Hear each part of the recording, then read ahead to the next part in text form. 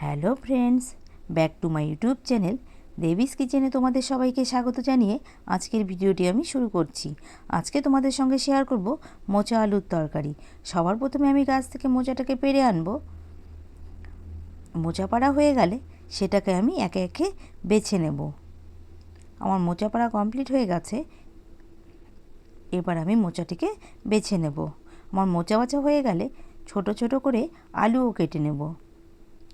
আলু কাটা হয়ে গেলে কড়াইতে সামান্য জল দিয়ে তাতে নুন হলুদ দিয়ে কেটে রাখা মোচা আর ছোট করে আলু কেটে রাখাগুলোকে আমি ভাপিয়ে নেব।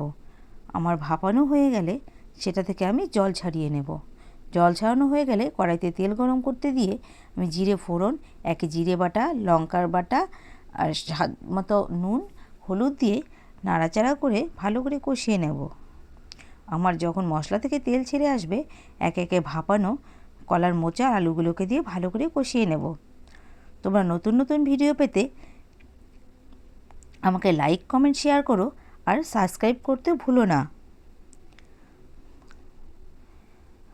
আমি এটাকে ভালো করে কষিয়ে নিচ্ছি। কষানো হয়ে গেলে অল্প পরিমাণে জল দিয়ে দেব, যাতে আলু আর কলার মোচাটা ভালো করে সেদ্ধ হয়ে যায়।